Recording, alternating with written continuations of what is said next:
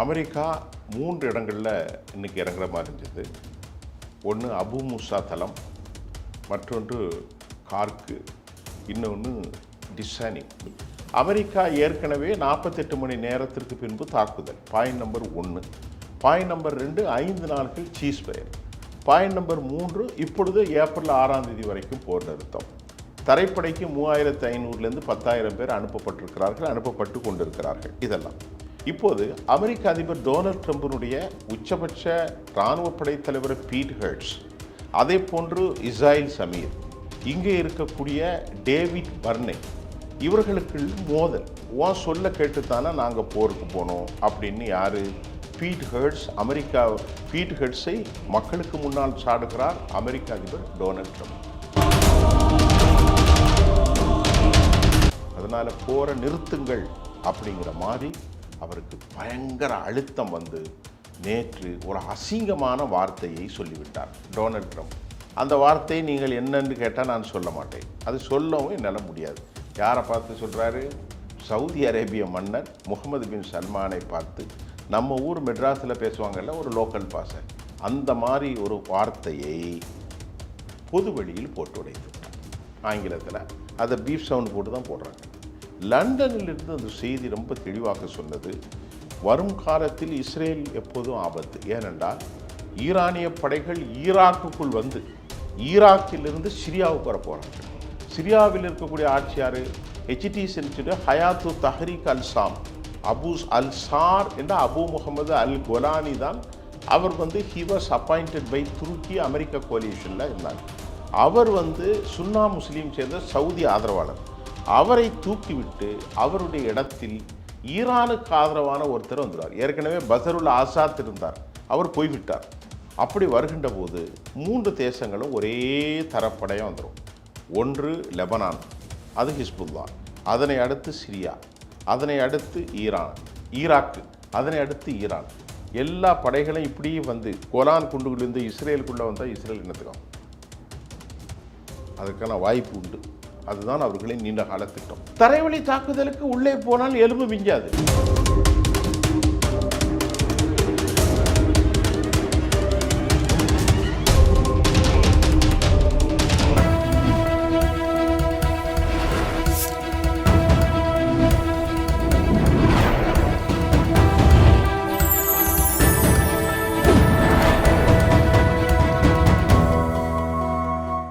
Channel 5 Tamil நேயர்களுக்கு வணக்கம். இன்றைய நேர்காணலில் நம்மோடு பேச இருப்பது மூத்த பத்திரிகையாளர் சுஃபியான் அவர்கள். சார் வணக்கம். சார் வணக்கம்.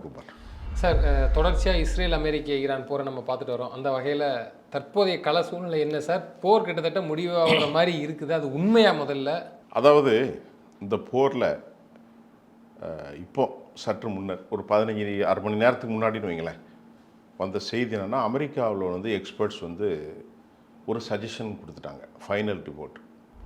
அமெரிக்கா 3 இடங்களில் இன்றைக்கி இறங்குற மாதிரி இருந்தது. ஒன்று அபு மூசா தளம், மற்றொன்று கார்க்கு, இன்னொன்று டிசானி. இந்த 3 இடங்களிலும் தீவுகளில் இறங்கி 10,000 பேரை கொண்ட தரைப்படைகளின் மூலம் அழித்து நாசம் செய்வதற்காக அமெரிக்கா கடுமையான போர் அப்படிங்கிற செய்தியை நீங்கள் பார்த்துருப்பீர்கள்.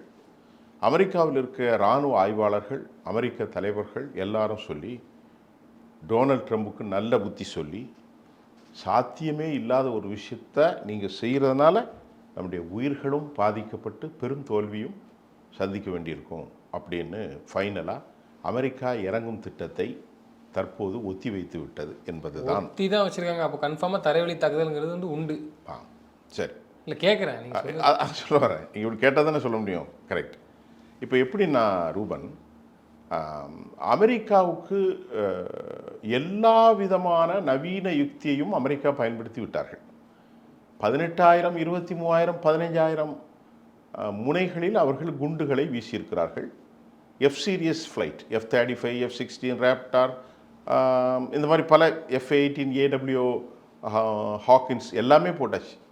ஆனாலும் அமெரிக்க அதிபர் தொடர்ந்து 99%, 90% எல்லாத்தையும் அழித்து விட்டேன் என்று சொல்லி கொண்டே இருக்கின்ற போது அவர்கள் எதிர்பார்க்காத அழிவை திருப்பி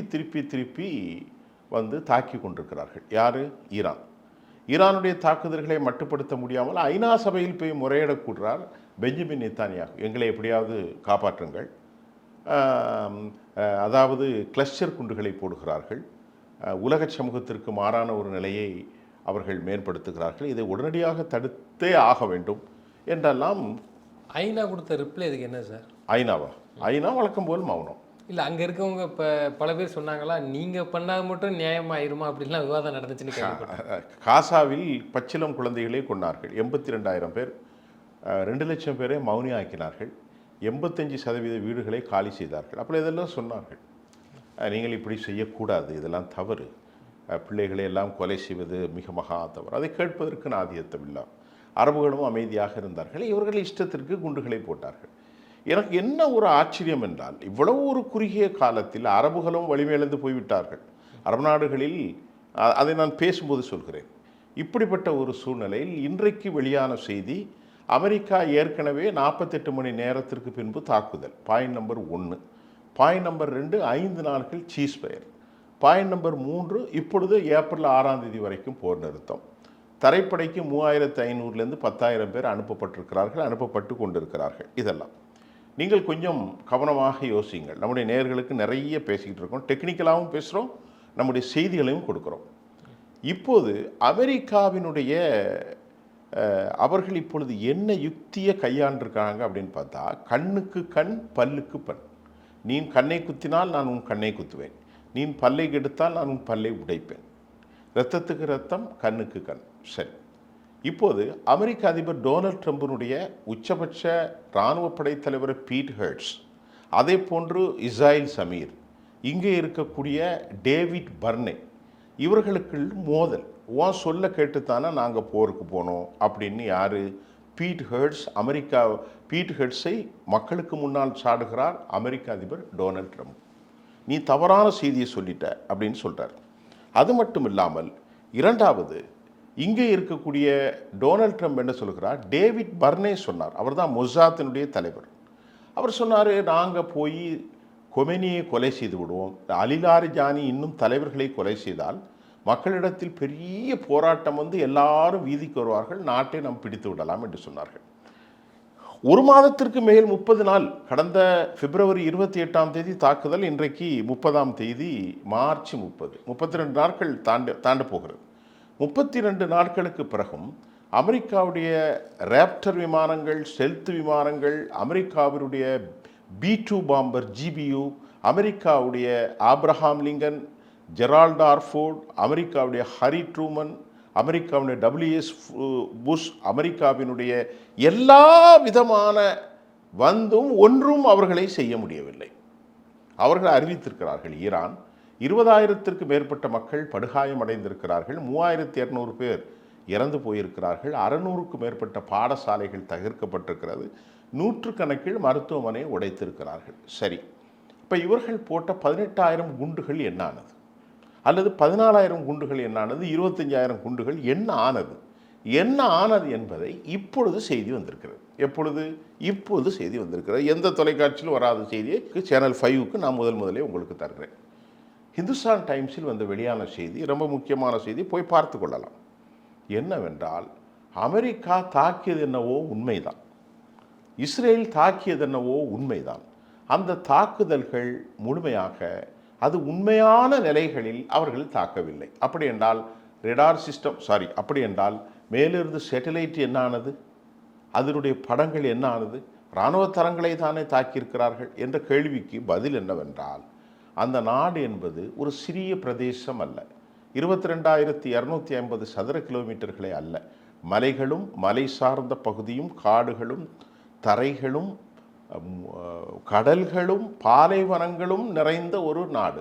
அந்த நாட்டில் ஏராளமான ஒரு ஜியோகிராபிக்கல் மாறுபட்ட சூழ்நிலையில் இவர்கள் மலைகளை குடைந்து அறிந்து கொள்ள முடியாத இடங்களிலெல்லாம் மறைத்து வைக்கப்பட்ட ஏராளமான ஆயுதங்கள் கடந்த 50 ஆண்டுகளாக, நியர் அபவுட் 5 தசாப்தங்களாக இவைகள் அவர்கள் செய்திருக்கிறார்கள் என்ற தகவலை சர்வதேச டெலிவிஷன் வெளியிட்டு, இவர்கள் போடுகிற குண்டுகள், அமெரிக்கா போட்டார்கள் இல்லையா, அமெரிக்கா போட்ட குண்டுகள், நல்லா கவனித்துக் கொள்ளுங்கள், முக்கியமான செய்தி. அமெரிக்கா போட்ட குண்டுகள் GBU-57. இதற்கு மேல் அமெரிக்காவில் குண்டு இல்லை. இதுதான் மிக ஆழம். இதை டியூகோ கார்சியாவில் இருந்து தான் ஏவ முடியும். அதற்கு B-21, B-22, B-23, B-2 பாம்பர்ஸின் மூலம்தான் 14,000 கிலோ வெயிட் கொண்ட 14 டன் கொண்டதை அவர்கள் போடுகிறார்கள். எங்கே போடுகிறார்கள்? எங்கே போட்டாலும் சரி, அது வெறும் அவர்கள் புதைத்து வைத்திருக்கக்கூடிய மலைகளின் கீழ் ஆழம் 500 மீட்டருக்கு கீழ். அதுவும் என்ன மலை? கிரானைட் மலை. அந்த கிரானைட் மலைகளின் ஆழமான பகுதிகளில் இவர்கள் குண்டுகளை போட்டால் 5 to 7 மீட்டர் மட்டும்தான் அதை உள்ளே போகிறது. அதற்கு மேல் போகிறது. அதுக்கு மேலே பங்கர் பண்ண முடியல. 5 to 7 மீட்டர் தான். நான் கற்பனையாக இல்லை, போய் பார்க்கலாம். இந்துஸ்தான் டைம்ஸ் எல்லாத்துலேயும் பார்க்கலாம்.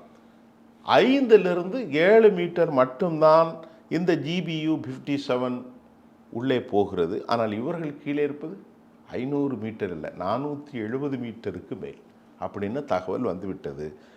அதில் இந்த 50 ஆண்டுகளாக 47 ஆண்டுகளாக அவர்கள் செய்து வைத்தது மெனவரபிள் மிசைல், GPS பொருத்தப்பட்டது ஏராளமான மிசைல்கள். இதன் தாக்கத்தில் இஸ்ரேலில் அயன்டோம் முழுவதுமாக செத்து போய்விட்டது. நீண்ட தூரமாக லாங் ரேஞ்சை தடுக்கக்கூடிய ஏரோ 3 ஓரளவுக்கு பரவாயில்லை. அப்புறமா டேவிட் சில்லிங் எல்லாமே கம்ப்ளீட்டாக செயல்பாடு இல்லாதனால் அவர்கள் நினைத்த இடத்தில், நினைத்த மாத்திரத்தில், நினைத்த நேரத்தில் இஸ்ரேலை குறிவைக்கிறார்கள். காரணம் டெல்லவிவ், ஹைஃபா, அதே போன்று இஸ்ரேலில் மறைவாக பதித்திருக்கக்கூடிய அணு ஆயுத தலங்களாக இருந்த டிமோனா, நெகாவ் டெசர்ட்ஸில் இருக்கக்கூடிய டிமோனா, அராத், இவைகளெல்லாம் ஏராளமாக அடித்து சயின்டிஸ்ட் நிறைய பேரை கொலை செய்து விட்டார்கள். அங்கே தங்கியிருந்தக்கூடிய நியூக்ளியர் சயின்டிஸ்ட் நிறைய பேர் இறந்து போய்விட்டார்கள். மக்கள் ஆர்ப்பாட்டத்திற்கு வீதிக்கு வெளியே வந்து விட்டார்கள். அமெரிக்காவில் 9 லட்சம் 90 லட்சம் பேர் 9 million people came out from their hub. அவர்கள் இல்லங்களிலிருந்தோ வீடுகளிலிருந்தோ இவன் இருந்தது இவருக்கு போதும், நீங்கள் வெளியே போங்கள் என்கின்ற அளவிற்கு அமெரிக்காவிலும் போர் நடக்கிறது, இஸ்ரேலும் போராட்டம் நடக்கிறது, இஸ்ரேலும் போராட்டம் நடக்கிறது. இப்போ இந்த அமெரிக்காவில் உள்நாட்டுக்குள்ள நடத்த ஒரு கிளர்ச்சினே சொல்லலாம். ஒரு போராட்டம் வந்து ரொம்ப தீவிரம் அடையுது, மக்கள் ஃபுல்லாக வீதிக்கு வர்றாங்க. அதை எப்படி பார்க்குறீங்க? ஏன்னா ஒருவேளை அங்கே வந்து ட்ரம்ப்போட செயல்பாடுகள் பிடிக்காம தான் இந்த போராட்டம் நடக்குதா, இல்லை மொத்தத்தில் இந்த போரே விரும்பாமல் நடக்குதா? இதன் பின்னணி என்ன சார்? இந்த இப்போ அன்றைக்கி வந்திருக்காங்களே, இது நினச்சா ஆரம்ப கட்ட காலத்தில் அவங்க வந்திருக்கலாம். அப்போ தோல்வி நிமித்தமாக வராங்களா, இல்லை பயந்து போய் வராங்களா, இல்லை தேவையற்ற போர் நமக்கு அப்படின்ட்டு ஒப்புக்கொண்டு வராங்க? ஒரு வல்லரசு நாடு அது.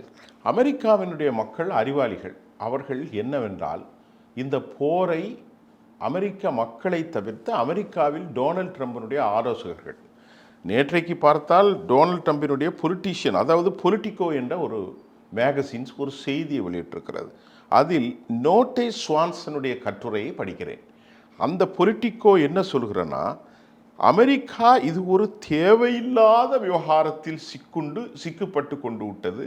மீசையில் மண் ஒட்டாத கதையாக அவர்கள் இனி அலைய வேண்டாம், உடனடியாக போரை கைவிட வேண்டும். அமெரிக்காவுடைய ஜோக்கின், அது ஃபாக்ஸ் தொலைக்காட்சியினுடைய பேச்சாளருமாகும், ரிப்பப்ளிக் கட்சியினுடைய முக்கியமானவராகும், அமெரிக்க டொனால்ட் ட்ரம்பின் நெருக்கமானவராக ஜோக்கன் 2 வாரங்களுக்கு முன்பு ஹஸ் பின் ரிசைன். அவர் சொல்கிறார், இந்த போர் நமக்கு தேவையில்லை, அவர்களிடத்தில் அணு ஆயுதங்கள் இல்லை, எங்களுக்கு நன்கு தெரியும். அணு ஆயுதங்கள் இருக்கிறது, அது வெடிகுண்டுகளாகவோ மக்களை அழிப்பதற்கு அல்ல, நல்ல பணிகளுக்கு செய்கிறார்கள். நீங்கள் யூதர்களை லாபியை மட்டும் நம்பி இந்த போரை நடத்தியதால் நான் உங்களுடைய அரசிலிருந்து வெளியேறுகிறேன் என்று ஏராளமான பேர் வெளியே போய்கொண்டே இருக்கிறார்கள். இப்போது உலகத்தில் வரக்கூடிய நம்மை போன்று crux, US time, New York time, Wall Street Journal, Washington post நிறைய கட்டுரைகள் சொல்லிவிட்டார்கள். மேலிலிருந்து கீழே குண்டுகளை போடுவது மட்டும் வெற்றி அல்ல. அப்படி என்றால் தரைப்படையில் போடுவதற்கு இடமில்லை. தரைப்படையில் போய்விட்டால் வியட்நாம் போரில் உங்களுக்கு நடந்தது ஞாபகம் இருக்கிறது, ஈராக்கில் மோசூலில் நடந்தது உங்களுக்கு ஞாபகம் இருக்கிறது, லிபியாவில் நடந்தது ஞாபகம் இருக்கிறது, ஆப்கானிஸ்தானில் 18 ஆண்டுகளாக போரிட்டு 700 லட்சம் கோடியை இழந்த பிறகும் நீங்கள் வெற்றி பெற முடியாது. அந்தந்த நாடுகளில் சின்ன சின்ன நாடுகள். ஆனால் ஈரானோ மிகப்பெரிய நாடு, மிகப்பெரிய இராணுவம், எலும்பு கூட மிஞ்சாது. அதனால் போரை நிறுத்துங்கள் அப்படிங்கிற மாதிரி அவருக்கு பயங்கர அழுத்தம் வந்து நேற்று ஒரு அசிங்கமான வார்த்தையை சொல்லிவிட்டார் டொனால்ட் ட்ரம்ப். அந்த வார்த்தையை நீங்கள் என்னன்னு கேட்டால் நான் சொல்ல மாட்டேன், அது சொல்லவும் என்னால் முடியாது. யாரை பார்த்து சொல்கிறாரு? சவுதி அரேபிய மன்னர் முகமது பின் சல்மானை பார்த்து, நம்ம ஊர் மெட்ராஸில் பேசுவாங்கல்ல ஒரு லோக்கல் பாஷை, அந்த மாதிரி ஒரு வார்த்தையை பொது வெளியில் போட்டு உடைத்து விட்டார் ஆங்கிலத்தில். அதை பீஃப் சவுண்டு போட்டு தான் போடுறாங்க. அப்போ என்ன ஒரு தலைவன்! ஏய் நீங்கள்லாம் அப்படி சொல்லுவாங்கள்ல, ஏய் நீங்கள்லாம் சொன்னதுனால தானடா நான் போய் போரில் இறங்கினேன் அப்படி நம்ம சொல்லிட்டு ஒரு வார்த்தை போடுறாங்கன்னு வைங்களேன். நம்ம திருநெல்வேலி பக்கம் ஒரு வார்த்தை போடுவாங்க, சென்னையில் அப்படி அதை விட கேவலமான ஒரு வார்த்தை ஆங்கிலத்தில் போட்டு பீன்னு வச்சுட்டாங்க. அந்த வார்த்தையை சொல்லி சல்மானை அசிங்கமாக பேசுகிறார். சல்மானை பொறுத்தவரை என்ன, சவுதிக்கு ஈரானை எப்படியாவது காலி பண்ணிடணும். பெஞ்சமின் நெத்தன்யாவுக்கு என்ன ஆறணும், ஈரானை எப்படியாவது காலி பண்ணிடணும். இந்த ரெண்டு பேரும் சொல்லையும் கேட்டு நாசமாக போயிட்டேன்டா சொல்லி அசிங்கமாக திட்டுறான் மனுஷன். அப்போ இப்படி நம்ம ஊரில் கோழிக்காய் விளையாடக்கூடிய கதையாக அமெரிக்க அதிபர் இவ்வளவு கீழே போனதுன்னு காரணம் என்ன? இதன் விளைவாகத்தான் நேற்று பாருங்கள், யூஎஸ் அவாக்ஸ் அப்படிங்கிற ஒரு மிகப்பெரிய ஒரு ட்ரோன் சிஸ்டம், ரெடார் சிஸ்டம் மேலே பறந்து கொண்டிருக்கும், இதை அடித்து விட்டார்கள். எங்கே? கிங்கு சவுதி அரேபியாவில்.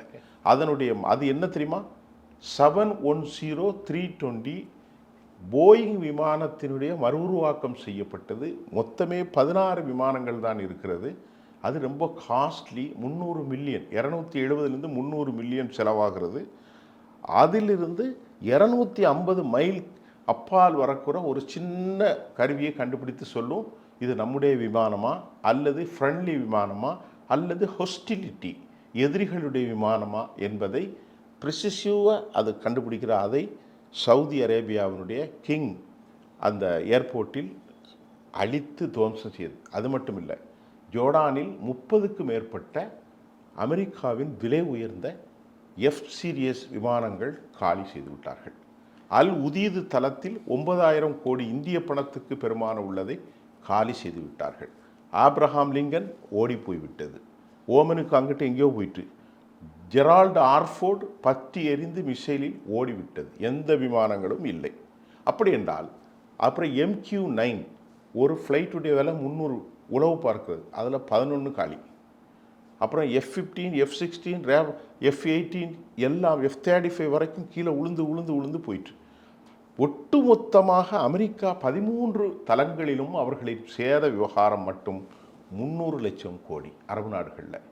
அமெரிக்கா எங்கிருந்து சரி வரும்? யார் கொடுப்பா? ஆகவே தான் அமெரிக்க மக்கள் சொல்கிறார்கள் நோக்கிங். இந்த போராட்டத்தின் பேர் they are called as நோக்கிங். அப்படி என்றால் என்ன? இது அரசர்களுடைய மன்னருடைய ஆட்சி அல்லப்பா, இது ஜனநாயக ஆட்சி. காங்கிரஸை எதையும் கேட்க மறுக்கிறாய் அல்லது நீங்கள் செனட்டை விவாதிக்க மறுக்கிறீர்கள்? இதெல்லாம் மன்னர் ஆட்சியா?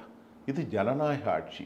நோக்கிங் என்கின்ற அந்த போராட்டத்தில் நிறவோட்டு 9 மில்லியன் மக்கள் கூறிக்கொண்டார்கள். வரக்கூடிய செப்டம்பருக்கு முன்னால் இம்பீச்மெண்ட், அவரை பதவியிழக்க செய்யும். அவர் மேல் நிறைய வழக்குகள் இருக்கிறது. அவருடைய ஆதரவு அலைகளிலே 40% கீழே விழுந்துவிட்டு என்ற செய்தி அமெரிக்காவிலேருந்து வந்திருக்கிறது. ஈரானுக்கு ஆதரவு பெருகுது, சப்போர்ட்டு பெருகுது.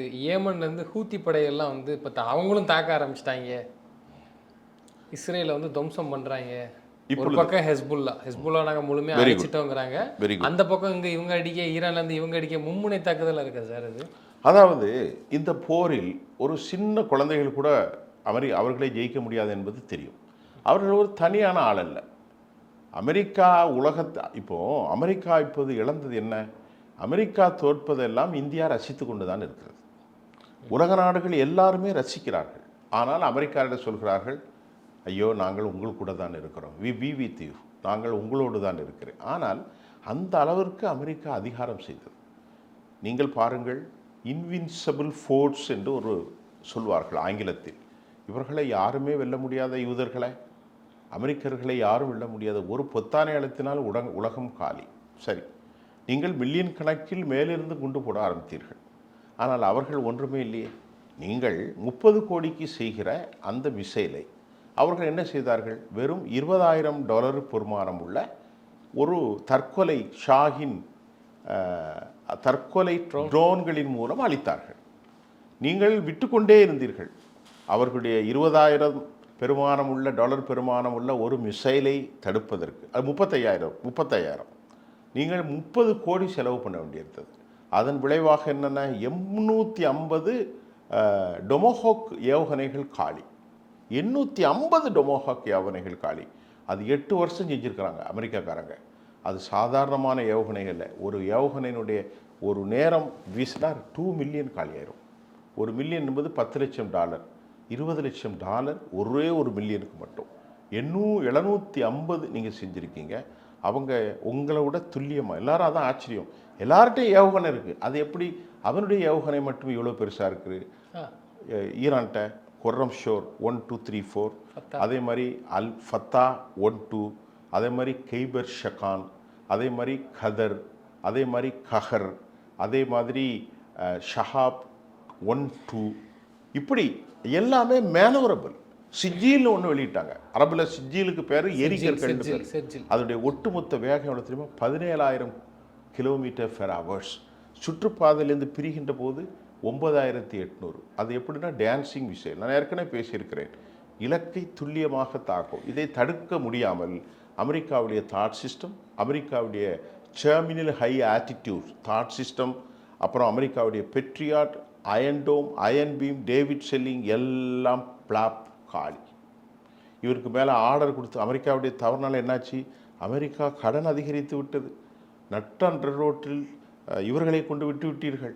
அதே போன்று இனி அமெரிக்காவை நம்பி மத்திய தரைக்கடல் இந்த போர் நீண்ட பிறகு பாருங்கள், துபையோ இல்லது சவுதி அரேபியாவோ அமெரிக்காவுக்கு பின்னால் போகிறது குறைந்துவிடும். பலம் இழந்து போய்விட்டார்கள். ஒரு ஹெர்முஸ் வளைகுடாவை உங்களால் மீட்க முடியவில்லை. இல்லை, அதில் மிகப்பெரிய லாபம் அடைஞ்சிக்கிட்டு இருக்கு ஈரான். நல்ல ஒரு வாய்ப்பு. இவங்க ஏதோ பிளான் போட்டாங்க அந்த ஹெர்முஸ் வளைகுடா வச்சு. இவங்க அடிச்சு இப்போ அவளை என்ன செய்கிறார்? கப்பம் கட்டுக்கிறான். டோல்கேட் மாதிரி வரி. அப்போ அவனுக்கு ஒரு நாளைக்கு எத்தனை லட்சம் கோடி வரும்? நாள் ஒன்றுக்கு 300 கோடிங்கிறான். ஒவ்வொரு கப்பலுக்கு 18 கோடி ஒரு நாள். இப்போ 3,200 கப்பல் சிக்கப்பட்டு கொண்டிருக்கிறது. அவன் என்ன சொல்கிறான்?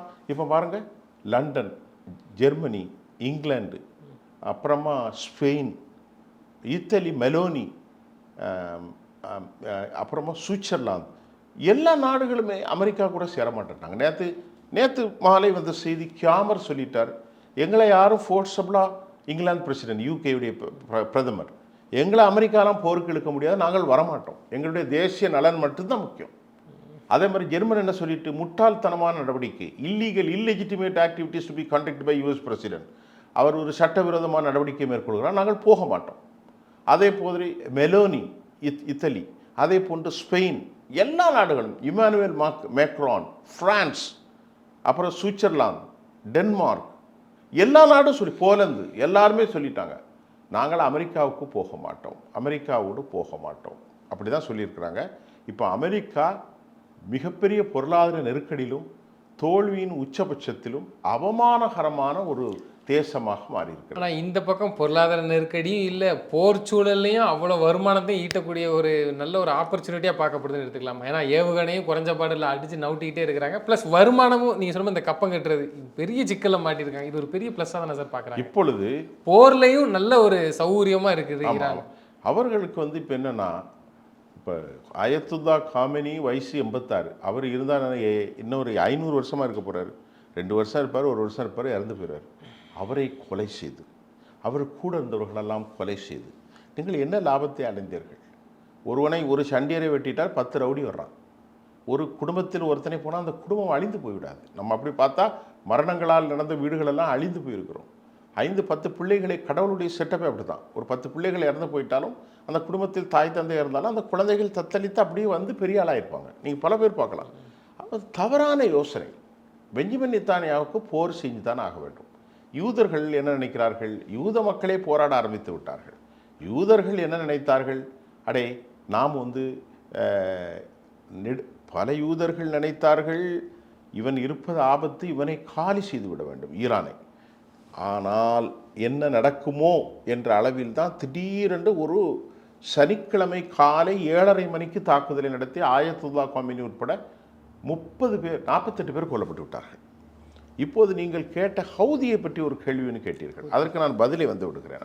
அதற்கு வேறு பதிலே பேசிட்டோம். இப்போது ஈரானுடைய வல்லமையை பற்றி நான் சொல்ல வேண்டுமென்றால், ஈரானுடைய ஐஆர்ஜிசி படைகள் நல்லா கவனித்துக் கொள்ளுங்கள். பாயிண்ட் நம்பர் 1, அது 2 லட்சத்துக்கு மேலே இருக்கிறார்கள். பஷி என்று சொல்லக்கூடிய ஒரு படை இருக்கிறது, அது கிட்டத்தட்ட 4 லட்சம் பேர் இருக்கிறாங்க. அது டொமஸ்டிக் உளவு அமைப்பு ஈரானுக்குள்ள. 3வது ஈரானுடைய தேசிய இராணுவம். 4வது ஈரானில் இருக்கக்கூடிய ஆக்சிஸ், இது அவர்களுக்கு வலுவானது 1. 2வது ஈராக் என்னவென்றால் அமெரிக்காவினுடைய அரசாங்கம் தான் ஈராக்கில் இருந்தது. இப்பொழுது ஈராக்கினுடைய பிரசிடெண்டாக இருக்கும் சுன்னா முஸ்லீமை சார்ந்த சுதேசி, அவர் இப்பொழுது என்ன செய்து விட்டார், அமெரிக்காவுக்கும் இஸ்ரேலுக்கும் எதிராக மாறிவிட்டார். அதனால் அமெரிக்கா மறுபடி அவனுடைய ஆதரவு நாட்டிலே குண்டு போடுகிறார்கள் ஈரானில். ஈராக்கில் இருக்கக்கூடிய 99.9% அமெரிக்க தளங்கள் நாசமாகிவிட்டது. இப்போது ஈராக்கும் ஈரானும் ஒருங்கிணைந்து விட்டதா? 1. 2 நாடாயிட்டு. முதல் ஈரான், 2வது ஈராக், அப்புறம் 3வது சிரியா. அந்த சிரியாவில் ஏராளமான குழுக்கள், ஷியா முஸ்லீம் குழுக்கள் அதிகமாக இருக்கிறார்கள். இதை சொல்லி முடிச்சிடுறேன். 4வது ஹமாஸ், அடுத்து லெபனானில் இருக்கக்கூடிய ஹிஸ்புல்லா, அடுத்து ஈராக்கில் இருக்கக்கூடிய பெரிய குழு 3 லட்சம் 2,68,000 பேரை கொண்ட ஹத்தாபி ஹிஸ்புல்லா, அவர் பெரிய ஆள். இன்னொரு எஸ்டிஃபின்னு ஒரு ஆர்கனைசேஷன் இருக்கு. இதை தாண்டி ஹவுதி, அவர்களை பற்றி சொல்ல வேண்டியதில்லை. இப்போ செங்கடலில் தாக்க ஆரம்பிச்சிட்டாங்க. செங்கடலில் இனி எதுவுமே செய்ய முடியாது. இப்போ இவ்வளவு பெரிய நாடுகளும் இவ்வளவு பெரிய தரைப்படைகளும் இவ்வளவு பெரிய கோலாச்சும் இருக்கின்ற இந்த மக்களை அழித்து விட்டு நீ எப்படி செயற்படுவாய்? இப்பொழுது நேற்று கூட ஒரு செய்தியை படித்தேன். லண்டனிலிருந்து அந்த செய்தி ரொம்ப தெளிவாக சொன்னது, வரும் காலத்தில் இஸ்ரேல் எப்போதும் ஆபத்து. ஏனென்றால் ஈரானிய படைகள் ஈராக்குக்குள் வந்து ஈராக்கிலிருந்து சிரியாவுக்கு வர போகிறார்கள். சிரியாவில் இருக்கக்கூடிய ஆட்சியார் ஹெச்டி சென்ச்சுரி ஹயாத்து தஹ்ரீக் அல் ஷாம் அல் சார் என்ற அபு முகமது அல் கொலானி தான். அவர் ஹி வாஸ் அப்பாயிண்டட் பை துருக்கி அமெரிக்கா கோலியேஷனில் இருந்தாங்க. அவர் சுன்னா முஸ்லீம் சேர்ந்த சவுதி ஆதரவாளர். அவரை தூக்கிவிட்டு அவருடைய இடத்தில் ஈரானுக்கு ஆதரவான ஒருத்தர் வந்துடுவார். ஏற்கனவே பசருல் ஆசாத் இருந்தார், அவர் போய்விட்டார். அப்படி வருகின்ற போது 3 தேசங்களும் ஒரே தரப்படையாக வந்துடும். 1 லெபனான், அது ஹிஸ்புல்லா, அதனை அடுத்து சிரியா, அதனை அடுத்து ஈராக்கு, அதனை அடுத்து ஈரான். எல்லா படைகளும் இப்படி கோலான் குண்டுகளிலிருந்து இஸ்ரேலுக்குள்ளே வந்தால் இஸ்ரேல் என்னத்துக்கும் அதுக்கான வாய்ப்பு உண்டு. அதுதான் அவர்களின் நீண்டகால திட்டம். தவறை செய்து ஒரு சரியில்லாத தலைவனின் மூலம் சிக்கப்பட்டு கொண்டது அமெரிக்காவும் யூதர்களும் என்பதுதான் உண்மை. இறுதியான ஒரே ஒரு கேள்வி சார், இப்போ தரைவழி தாக்குதல்ங்கிறது நிச்சயம் அமெரிக்கா நடத்துறதுக்கான வாய்ப்பு அதிகமாக இருக்கா சார்? தரைவழி தாக்குதலுக்கு உள்ளே போனால் எலும்பு மிஞ்சாது. நீங்கள் தரைவழி தாக்குதல்னா என்ன? நீங்கள் கேட்ட கேள்விக்கு கர்கு, இப்போது என்கிட்ட இருக்கிற ஆதாரம் இருக்கிறது. இப்போ இந்த கர்கு தீவு என்பது 90% அவர்களுடைய இல்லை, ஈரானுக்குள்ள தரைவழி தாக்குதல் போக முடியாதுன்னா ஓகே, கர்கு தீவுக்குள்ளேயும் போக முடியாதுன்னா கர்கு தீவுக்குள்ளே எப்படி இறங்குவார்கள்? இறங்கினால் இப்போ நீங்கள் அமெரிக்காவுடைய சாப்பர் படைகள், elite force, delta elite force என்று ஒரு ஃபோர்ஸ் இருக்கிறது. அது ரொம்ப வலுவான ஃபோர்ஸ் யுஎஸில் இருக்கிறது. இப்போ அவர்கள் இறங்கினால் இவர்கள் என்ன செய்கிறார்கள்? 3 தீவு இருக்குது சார். முதலில் இருக்கிறது கர்கு, 2வது இருக்கிறது அபு மூசா, 3வது இருக்கிற தீவு தான் இதற்கு பெயர் என்ன பாருங்க, கேஷிம் தீவு. இந்த கேஷிம் தீவில் 1.5 லட்சம் மக்கள் இருக்கிறார்கள். அதில் தான் மலைகள் இருக்கிறது. அந்த மலையின் கீழ்தான் ஏராளமான ஆயுதங்களை அவர்கள் புதைத்து வைத்திருக்கிறார்கள். தரைப்படை என்பது என்ன? ஒரு எல்லையை பகிர்ந்து கொண்டு உள்ளே செல்வது. அந்த தரைப்படைக்கு போகிறதற்கு அவர்களுக்கு வேறு என்ன, சிரியா வழியாக வர வேண்டும். சிரியா வழியாக ஈராக்கில் வர வேண்டும். ஈராக் வழியாகத்தான் இங்கே வர வேண்டும். அப்படி இல்லை என்றால் அசர்பைசான் வழியே வரணும். அப்படி இல்லைன்னால் ஆப்கானிஸ்தான் வழியே வரணும். அப்படி இல்லை என்றால் பாகிஸ்தானிலிருந்து வரணும். பாகிஸ்தான்லேருந்து வர முடியாது. அசர்பைசான் நாங்கள் இடமே கொடுக்க மாட்டோம்னு சொல்லிட்டாங்க. ஆப்கான்லேருந்து வரவே முடியாது. இப்போ ஆப்கானிஸ்தான் தாலிபான்களும் ஈரானோடு கைகோர்க்கிறார்கள். நீ எத்தனை ஆப்கானிஸ்தான் தாலிபான்கள், ஈரானில் இருக்கக்கூடிய படைகள், ஹவுதி படைகள், ஹமாஸ் படைகள், ஹிஸ்புல்லாக்கள், ஹத்தாபி ஹிஸ்புல்லாக்கள், ஆக்சியோசிஸ், இஸ்லாமிக் ஜிஹாத், முஜாஹித் எப்படி ஜெயிக்க முடியும்?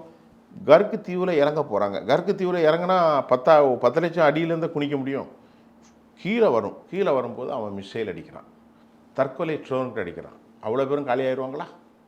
புரியுதா உங்களுக்கு?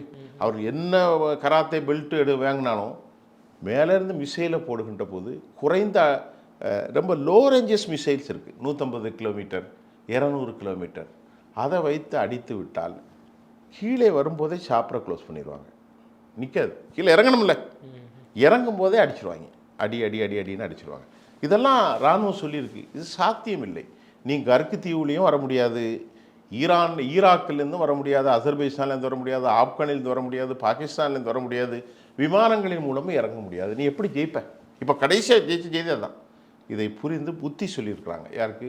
நம்முடைய டொனால்ட் ட்ரம்ப் ஐயா அவர்களுக்கு புத்தி சொல்லி வயசு 80 வயசு ஆகிட்டு கொஞ்சம் அமைதியாக இருக்குண்டு. இப்போ இதன் மூலமாக ஒரு செய்தி சார், இப்போ உலகத்தினுடைய ஒழுங்கு அமைப்புகளே இனி மாறிடும். இதுவரை அமெரிக்காவுக்கு பின்னால் போனது, அமெரிக்கா பின்னால் போயிட்டு இப்போ டாலர் வீழ்ச்சி அடைந்து விட்டு, அதை நான் வேறு ஒரு தலைப்பில் தெளிவாக உங்களுக்கு தரப்போகிறேன். டாலருடைய வீழ்ச்சியில் ஏற்படுகிற செய்தி என்ன, அது ஒரு 25 நிமிஷம் நம்ம பேச வேண்டியிருக்கு. தங்கத்தினுடைய பயன்பாடுகள் என்ன, டாலர் எப்படி வீழ்ச்சி அடைந்தால் தங்கத்தின் மரியாதை கூடும் குறையும், ரஷ்யாவினுடைய சில விஷயங்கள் என்ன, ரஷ்யா அடுத்து யுவானை பயன்படுத்துகிறது, டாலர் டாலரைசேஷன் ஆகிறதுலாம் தனியாக பேசுகிறேன். நிச்சயமாக சார். தொடர்ந்து தங்களது கருத்துக்களை பயந்தமைக்கு நன்றி. ரொம்ப நன்றி சார்.